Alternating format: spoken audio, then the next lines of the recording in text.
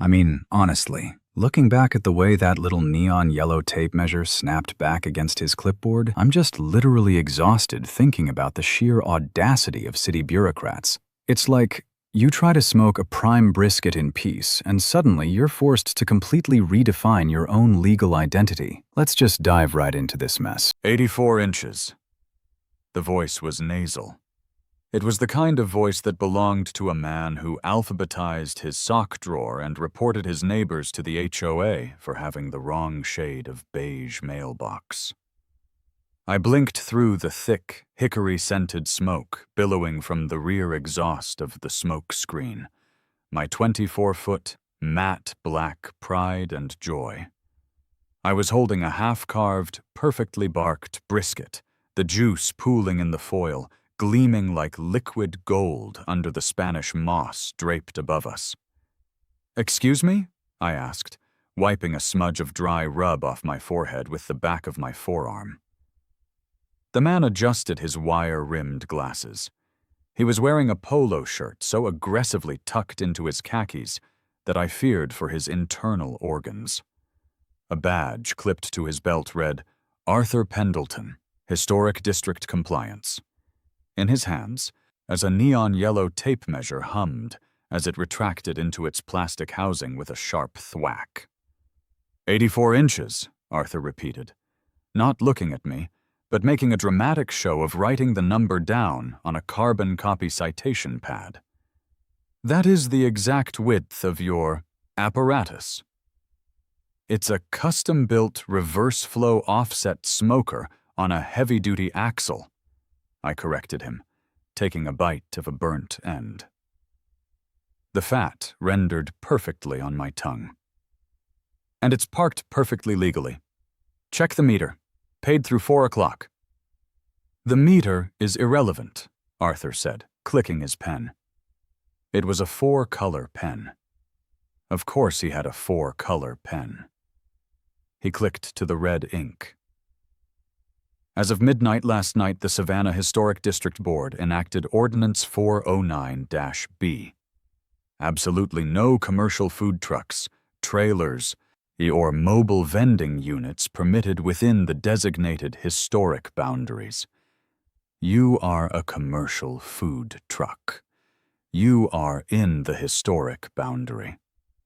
Therefore, you are in violation of the aesthetic preservation mandate." I stared at him. The cobblestone streets of Savannah, Georgia, were bustling with tourists. The horse-drawn carriages clacked by. The smell of jasmine and my hickory wood was intoxicating. And here was Arthur, trying to shut down the best BBQ operation south of the Carolinas, because I didn't fit the aesthetic. "Arthur," I said, leaning over the counter, "look around. There is a guy over there selling mass-produced neon-pink ghost tour t-shirts out of a pop-up tent. There is a bachelorette party screaming into megaphone shaped like a flamingo. Yes, and you're telling me my trailer is ruining the historic vibe?" "The t-shirt vendor has a grandfathered retail permit," Arthur replied smoothly, ripping the top sheet off his pad. "You do not. You are a Class 4 commercial food truck. The fine is $500. If this vehicle is not removed from the district within exactly 1 hour, it will be impounded at your expense." He slapped the bright pink slip onto my stainless steel serving counter. It stuck to a drop of BBQ sauce. I looked at the ticket. $500. Then I looked at the line of 12 hungry tourists who had been waiting patiently for their pulled pork sandwiches, watching this entire exchange with wide eyes. "You're actually doing this?" I asked, my voice dropping an octave. The conversational tone was gone. The snark was simmering down, replaced by a cold, calculating hum in the back of my brain. "I don't make the laws," Arthur said, puffing out his chest. "I just enforce them. 1 hour." He turned on his heel and marched away, his khakis swishing with the rhythm of unchecked bureaucratic authority. I stood there for a long moment. I looked at the pink slip. I looked at my trailer. I had poured my life savings into the smoke screen. It wasn't just a business. It was my sanctuary. They were trying to regulate me out of existence using a hyper-specific string of words cooked up by a board of out-of-touch socialites who probably thought mayonnaise was spicy. Commercial food truck. Those were the magic words. I didn't get mad. Getting mad is for amateurs. Getting mad gets your truck towed and your bank account drained. I don't get mad, I get legal. I turned back to the line of customers. So, all right, folks, I said, plastering on a grin. Brisket is on the house today. Eat fast, because we're going on a little hiatus. As I served the last of the meat, my mind was racing. If the city of Savannah wanted to play a game of semantics, they had just picked a fight with the wrong guy. They wanted to ban commercial food trucks? Fine. But they were going to have to ban me, personally, to do it. The next morning, the Savannah sun was already baking the pavement as I walked up the limestone steps of the Chatham County Courthouse. I didn't smell like hickory smoke today. I wore my only suit, a charcoal two-piece that I usually saved for weddings and traffic court. I bypassed the civil clerk and marched straight into the law library. The air conditioning was aggressive, and the smell of old paper and dust settled my nerves.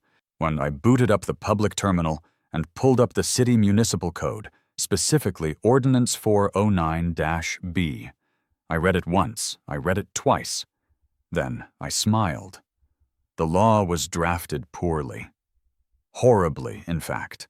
It was a reactionary piece of legislation designed to quickly sweep the streets of food vendors, but in their haste, the board used incredibly narrow definitions. Definition 1. Commercial food truck means any motorized vehicle or trailer registered for commercial use from which prepared food is sold to the general public. I pulled out my phone and pulled up my vehicle registration. The smokescreen was currently registered as a commercial vehicle. That was strike one against me. But then I searched the Georgia Department of Revenue codes. Under state law, a vehicle outfitted with a sleeping area, cooking facilities, mess, and a power supply could be legally reclassified as a personal recreational vehicle, Class B, an RV. And an RV, by definition, is not commercial. Strike one erased. But there was a catch. If I operated as an RV, I couldn't sell food to the general public. That would violate the commercial restriction. So I hit the keyboard again, diving into the First Amendment. Specifically, the freedom of association. The private club exemption. If I formed an LLC and registered it as a private social club, my customers wouldn't be the general public.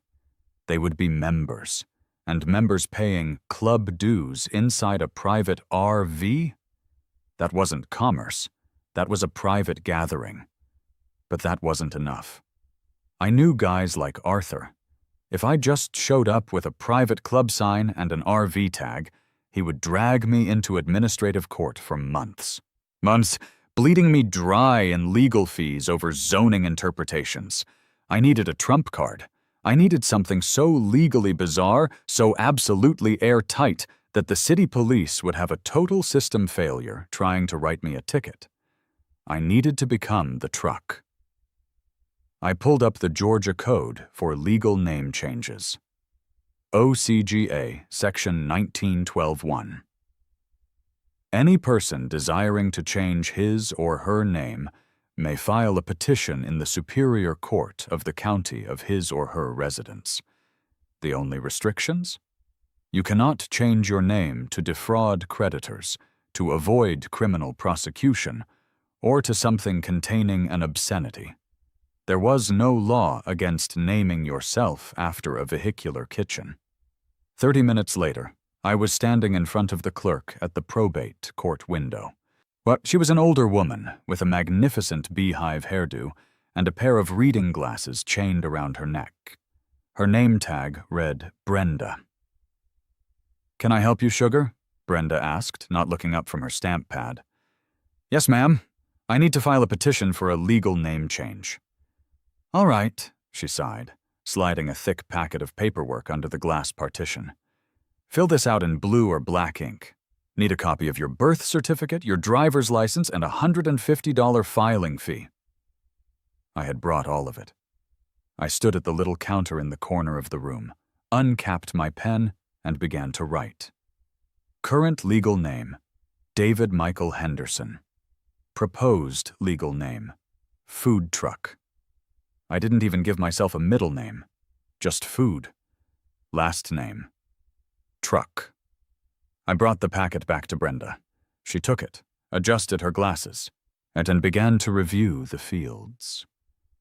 I watched her eyes track back and forth across the page. She stopped. She looked up at me. She looked back at the paper. Is this a joke, honey? She asked, her voice flat. No, ma'am. It is completely serious. I am undergoing a profound personal transformation. You want your legal first name to be Food? Yes. And your last name to be Truck? That is correct. Brenda stared at me for a solid 10 seconds. I didn't blink. I just gave her a polite, earnest smile. Honey, she said slowly, I have processed name changes for people who wanted to be called Megatron, and a fellow last month who changed his last name to .com. But this is stupid. It's deeply personal to my heritage, Brenda, I lied smoothly. She let out a long, heavy sigh that fluttered the paperwork.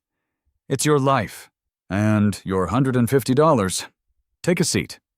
Judge Davies is hearing petitions in Courtroom 4B. Courtroom 4B was practically empty. Judge Davies was a man who looked like he had been born wearing a judicial robe. He had a stern, weathered face and a completely bald head that reflected the fluorescent lights. Next petition, the bailiff called out. In the matter of David Henderson. I stood up and walked to the podium. Judge Davies leafed through my file. He rubbed his temples. Mr. Henderson, the judge rumbled, his voice like grinding stones. I am looking at your petition. I assume there is a typographical error here. No, Your Honor. The petition is accurate as submitted. You are aware, the judge said, leaning forward and peering at me over his spectacles, that if I sign this order, your driver's license, your passport, your bank accounts, and your tax returns will forever identify you as Mr. Truck? I am fully prepared to embrace that reality, Your Honor. May I ask why? Your Honor, I am a culinary artist. My entire existence, my passion, my livelihood is intrinsically tied to the mobile gastronomy industry. To separate myself from the concept of a food truck is to deny my true self. It is a matter of profound identity. It was pure, unadulterated nonsense, delivered with the absolute sincerity of a Shakespearean actor. The judge stared at me. He looked at the bailiff. The bailiff shrugged. Are you attempting to evade any debts, Mr. Henderson? No, Your Honor. Are you attempting to avoid a criminal warrant? No, Your Honor. I have a clean record. Judge Davies picked up his pen. He hovered it over the paper. He looked at me one last time, and a mixture of pity and profound confusion in his eyes. I have been on the bench for 22 years, he muttered to himself. I thought I had seen the bottom of the barrel of human eccentricities. I was wrong. He signed the paper. Whack. The gavel dropped. Petition granted. May God have mercy on your soul, Mr. Truck. I walked out of the courthouse with a certified court order clutched in my hand. I was no longer Dave. I was a living, breathing loophole. But I couldn't just roll back into the historic district with a new ID. The physical rig needed a transformation to match its new legal status. It needed to shed its commercial skin. I drove out to the industrial park on the edge of town, gravel crunching under my tires, until I reached a massive corrugated metal warehouse, and a hand-painted wooden sign out front read, "Big Mike's Custom Fabrication and Welding." Big Mike was exactly what his name implied. He was a mountain of a man in denim overalls, holding a welding torch in one hand and a half-drank bottle of sweet tea in the other. He had a beard that looked like it harbored small woodland creatures. I pulled the smokescreen into his bay. "Mike," I said, hopping out of the cab. "I need some emergency modifications." Mike walked around the trailer, eyeing the massive smoker, the stainless steel serving window, the commercial neon signage. "What's wrong with it?" he grunted. "Looks pretty squared away to me." "It's too commercial," I told him. "I need you to gut the serving window." Mike stopped chewing his gum. "Gut the window? Boy, that's a custom hydraulic awning. It'll cost you $3,000 easy." "Tear it out," I said, waving my hand dismissively. "I want you to cut a hole and install a standard residential screen door. Wood frame, the kind that squeaks on a spring hinge." Mike stared at me. "Then," I continued, pacing around the side of the rig, "I want you to build a small wooden porch deck right outside that screen door. Maybe attach a little residential mailbox to it. Oh, and inside, rip out the commercial prep table on the left wall." "And put what instead?" "A faux leather lazy boy recliner, and a small television mounted to the wall, and a rug, something that really ties the room together." Big Mike set his sweet tea down on an oil drum. He took off his welding helmet. "Son, did you hit your head? Now, do you want me to turn a $60,000 commercial kitchen into a redneck studio apartment?" "Exactly," I grinned. "I need it to legally qualify as a recreational vehicle. A personal mobile living space. It just happens to have a ridiculously overpowered stove inside it." Mike shook his head, muttering under his breath about the disrespect to good steel. "I charge $80 an hour, plus materials." "Done. How fast can you do it?" "Give me 3 days." While Big Mike was committing architectural crimes against my trailer, I went to work on the paperwork. I logged on to the Georgia Secretary of State website. I dissolved my old commercial LLC. In its place, I registered a new entity, the Savannah Gastronomy Enthusiasts Association, LLC. I designated it strictly as a private social club. Once I drafted a set of bylaws that were entirely legal, yet utterly ridiculous. Membership to the club required a verbal oath of loyalty to smoked meats. Members were entitled to attend private culinary tailgates hosted by the club's president. The club did not sell food. Rather, members paid voluntary dues to support the club's activities, and the club president graciously provided complimentary refreshments. I took my court order down to the DMV. The clerk there was much less inquisitive than Brenda. She just punched the data into the system. 10 minutes later, I walked out with a fresh Georgia driver's license. First name, Food. Last name, Truck. Sex, M. Height, 6 feet 0 inches. I also re-registered the trailer. I presented the photos of Big Mike's modifications, the screen door, the recliner, the porch. The DM5 classified it as a Class B recreational vehicle. Everything was set. The trap was laid. 3 days later, I pulled back into the Savannah Historic District. The transformation of my rig was jarring. Where there was once a sleek, professional food truck, there was now what looked like a bizarre mobile hunting cabin. Big Mike had outdone himself. The squeaky wooden screen door looked completely absurd, bolted into the side of the matte black metal. The little wooden porch hung off the side, complete with a small potted fern I had picked up at Home Depot. I parallel parked into the exact same spot I had been booted from. Right in front of a majestic, centuries-old oak tree. I didn't open a serving window, because there wasn't one. I just kicked open the squeaky screen door. I sat down in my lazy-boy recliner, right next to the deep fryer, and turned on the small TV I had mounted above the sink. I cracked open a cold soda and waited. It didn't take long. I saw Arthur Pendleton marching down the cobblestone sidewalk before he saw me. He was moving with purpose, scanning the street for aesthetic violations. When his eyes landed on my rig, he physically stopped in his tracks. His jaw dropped. He looked at the screen door. He looked at the potted fern. He looked at me, sitting in a recliner inside the kitchen, watching a daytime game show.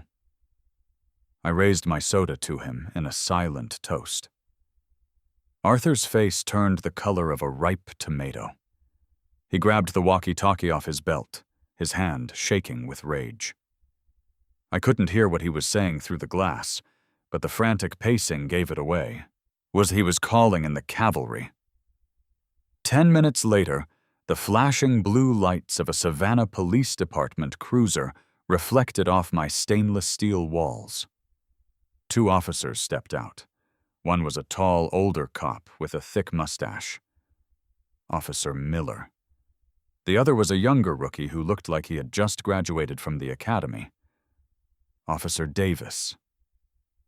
Arthur scurried over to them, pointing frantically at my porch. "Right there! I sighted him 3 days ago! He's back, and he's mocking the ordinance!" Arthur shrieked. I stood up from my recliner, pushed open the screen door, and stepped out onto my little wooden porch. "Afternoon, officers," I said calmly, leaning on the wooden railing. Officer Miller approached, resting his hand casually on his duty belt. He looked at the rig, then up at me. "Sir, we got a call from code enforcement. You can't park a food truck in the historic district." "I completely agree, officer," I said, my voice smooth and reasonable. "Food trucks are a menace to the historic aesthetic. Good thing this isn't a food truck." Arthur scoffed loudly, stepping out from behind the officers. "Don't play games, I know you. I wrote you a ticket. It's a commercial kitchen on wheels." "It's a privately owned recreational vehicle," I corrected him, pulling the new registration paperwork from my back pocket and handing it down to Officer Miller. "As you can see, officer, this is a Class B RV. I'm just enjoying a private tailgate in my personal vehicle." Officer Miller looked at the registration. He frowned. "It says here it's an RV, but sir, I see a commercial smoker on the back." "I am a very passionate amateur chef," I smiled. "He's selling food!" Arthur yelled. "He's running a commercial enterprise. Look at the size of that fryer." "I am not selling anything," I stated firmly. "I am the president of a private social club, the Savannah Gastronomy Enthusiasts Association. We are having a private gathering today. It is closed to the general public." Officer Davis, the rookie, stepped forward. "Sir, it doesn't matter what you call it. The ordinance says no food trucks, and this vehicle," he tapped the side of my trailer, "is clearly a food truck." I sighed, a long, exaggerated sound of a man who was deeply misunderstood. "Officer, I think there is a profound misunderstanding happening here. You are right. There is a food truck present, but it's not the vehicle." I reached into my pocket and pulled out my new, crisp Georgia driver's license, and I handed it to Officer Miller. "The ordinance says no commercial food trucks, but I am not commercial. I am a private citizen, and my name is Food Truck." Officer Miller looked down at the license. He stared at it. The silence stretched for 5, 10, 15 seconds. A horse-drawn carriage clattered by behind us. Miller looked up at me, then back down at the plastic card. Your name is Food Truck?" "Yes, officer. Food is my first name. Truck is my surname." The rookie leaned over Miller's shoulder to look at the ID. His eyes went wide. Wait, your parents named you Food? It's a family name, I deadpanned. Very historic. Arthur was practically vibrating. It's fake! It's a forgery! Arrest him!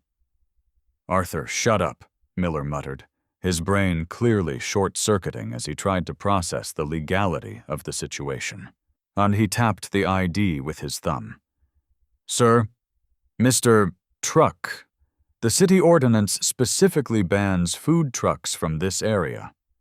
Ah, I said, raising a single finger in the air. Now we get to the crux of the matter. Officer, does the city ordinance ban the vehicles commonly known as food trucks, or does it ban individuals whose legal, government-identified name happens to be food truck? Miller opened his mouth to speak, then closed it. Because, I continued, leaning over the railing, if the law is written to ban the vehicles, then you have no jurisdiction here, as my vehicle is legally registered as a personal RV. However, if you are attempting to enforce the law against me, the person, simply because my legal name is Food Truck, then we have a very serious problem. What kind of problem? The rookie asked. Just a 14th Amendment equal protection problem, I stated, dropping the hammer. You cannot deny a United States citizen their freedom of movement in a public space or target them for harassment based solely on their legal identity. If you write me a ticket for simply existing in this parking spot while being named food truck, that is identity discrimination. Officer Miller looked like a man who had just been asked to solve a Rubik's Cube blindfolded while standing on a landmine. He handed my driver's license back to me, very, very slowly, as if the plastic itself was radioactive. Mr. Truck, Miller said, heavily emphasizing the surname. He looked at Arthur, then back at me. Have a nice day. What? Arthur screeched, his voice cracking so hard it echoed off the cobblestones.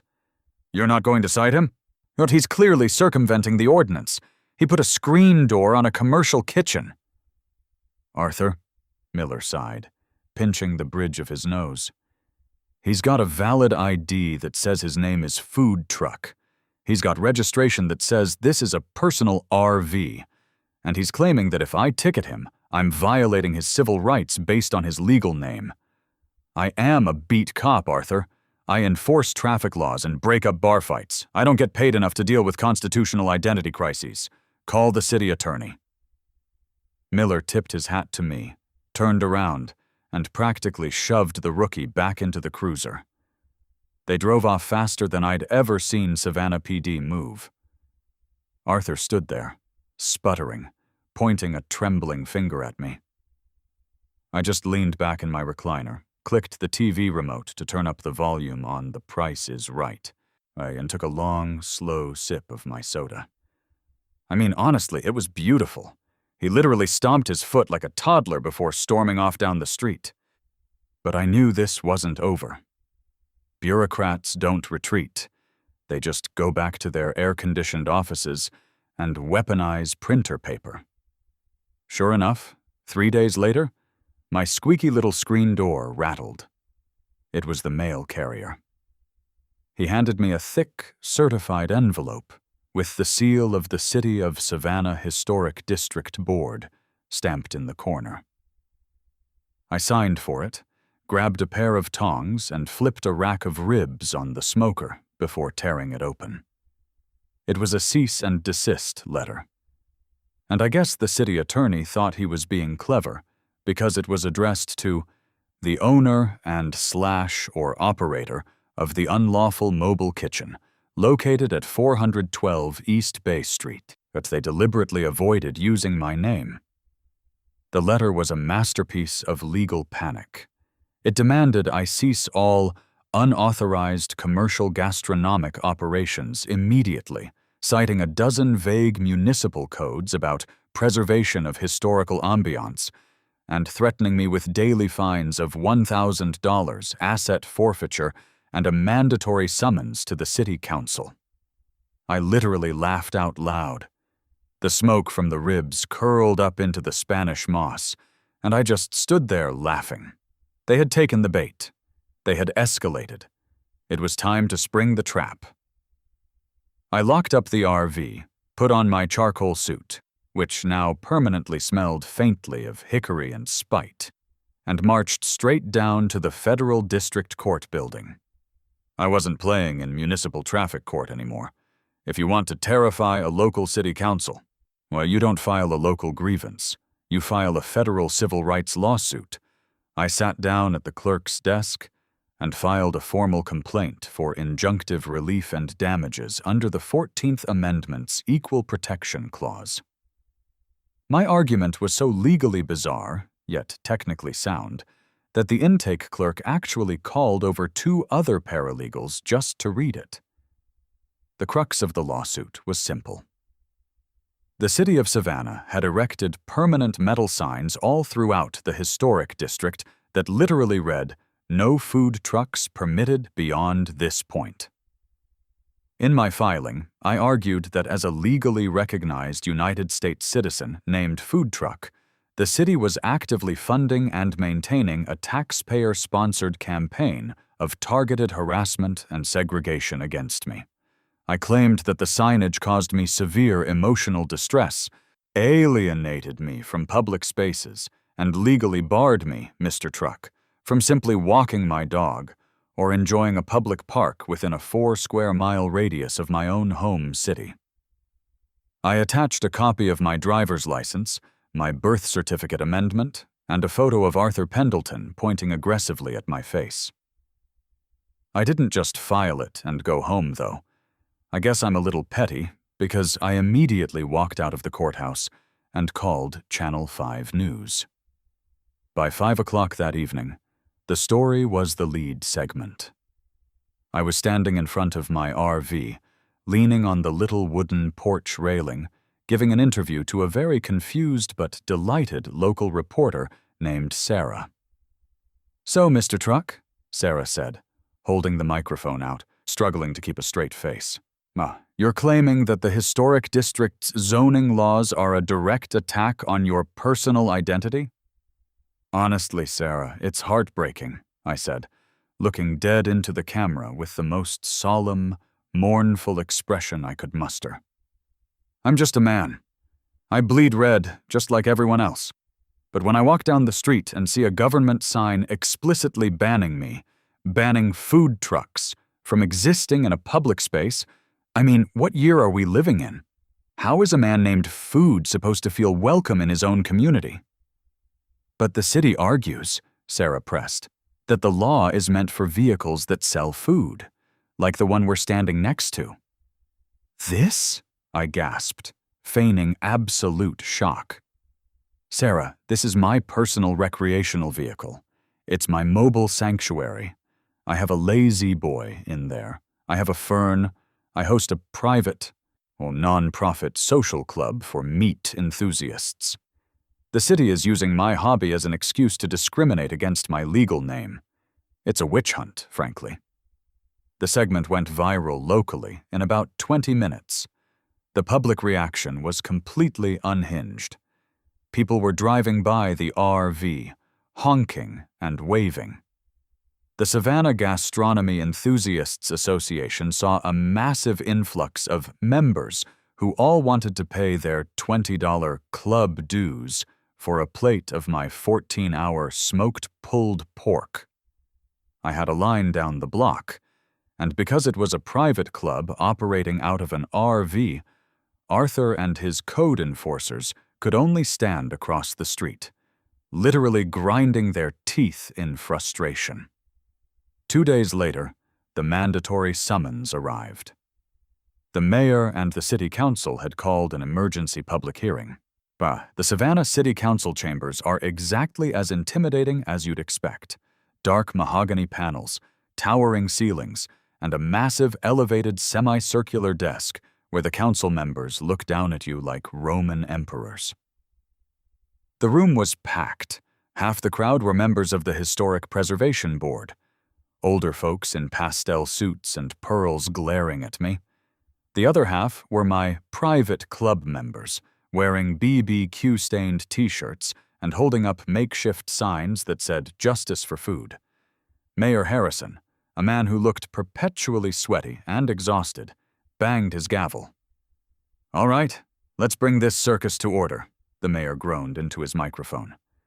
He looked at the docket, then looked up at me standing at the podium. He rubbed his eyes. "Next on the agenda, a grievance filed by Mr. Food Truck." The room erupted into snickers.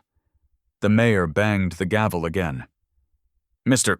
Truck," the mayor said, forcing the words out like they physically hurt his throat. "You have filed a federal civil rights lawsuit against this city. You are also currently operating what is blatantly a commercial kitchen out of a modified trailer with a screen door slapped on the side of it, parked directly in front of the cotton exchange. We are here to resolve this before it costs the taxpayers any more money." "I am completely open to resolution, Mr. Mayor," I said into the mic, my voice calm and echoing through the chamber. The city attorney, a sharp-looking woman named Ms. Vance, leaned forward. "Mr. Truck, let's drop the act. You changed your name to exploit a loophole in Ordinance 409-B. You are running a commercial enterprise, but the private club exemption does not cover retail food sales masquerading as dues." "With all due respect, counsel," I replied, opening my leather binder. "The IRS determines what constitutes retail commerce. As of yesterday, the Savannah Gastronomy Enthusiasts Association was officially recognized as a 501c7 social club. We don't sell food. We share resources among members. And as for my name change, are you, the city attorney, officially accusing me of perjury under oath before a superior court judge?" Ms. Vance's jaw tightened. She knew she couldn't touch the name change. Judge Davies had signed it. It was legal fact. "The signage," I continued, turning to address the entire council, "is the issue at hand. The city of Savannah has explicitly banned food trucks. As a legal entity, I cannot be banned from public property without due process. You have violated my 14th Amendment rights. Honestly, my lawyers are giddy. We're looking at a massive settlement." "You don't have lawyers," the mayor muttered. "I have the ACLU on speed dial," I bluffed smoothly. "They love a good First and 14th Amendment crossover episode."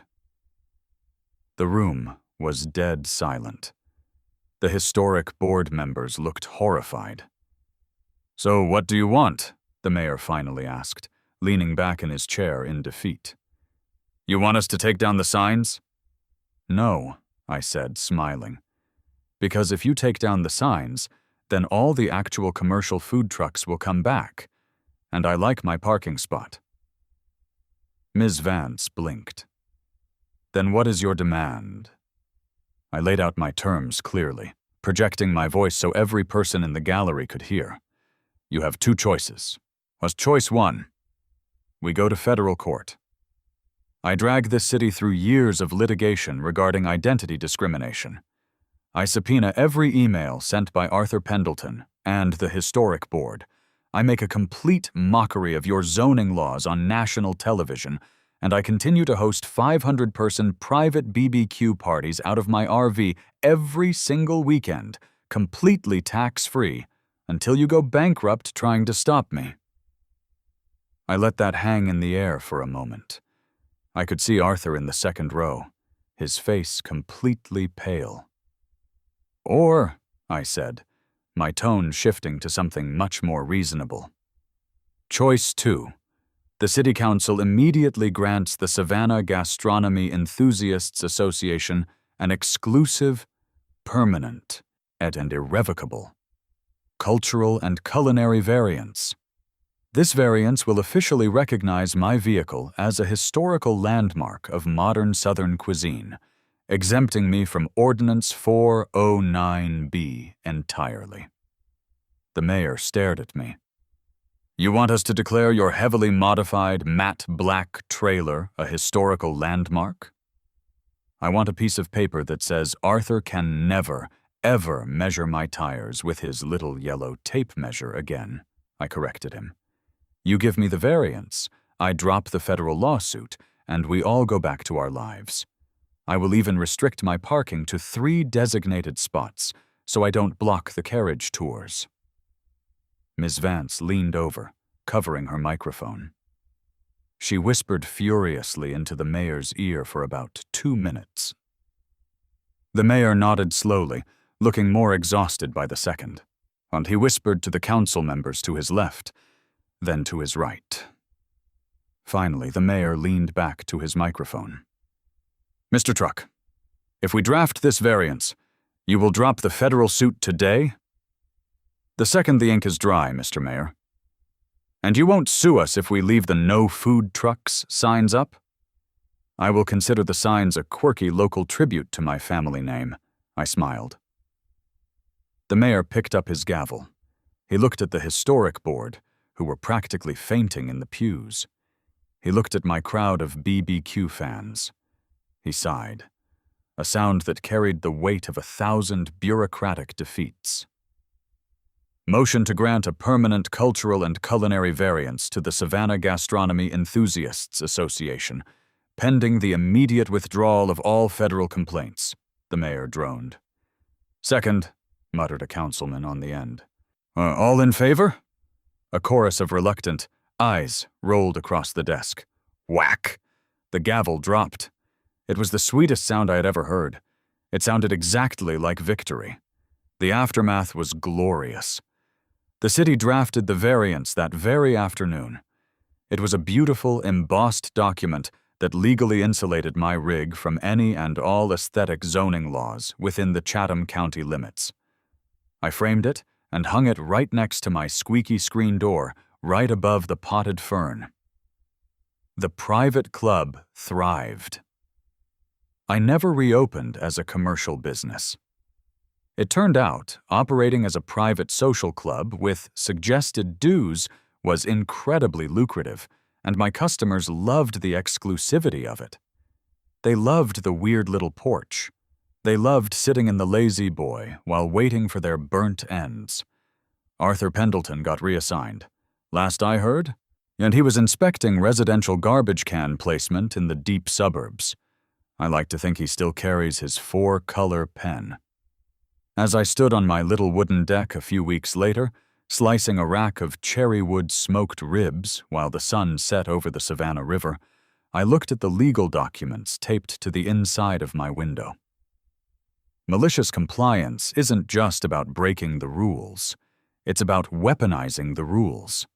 It's about taking the exact language they use to oppress you, twisting it into a knot, and using it to tie their hands behind their backs.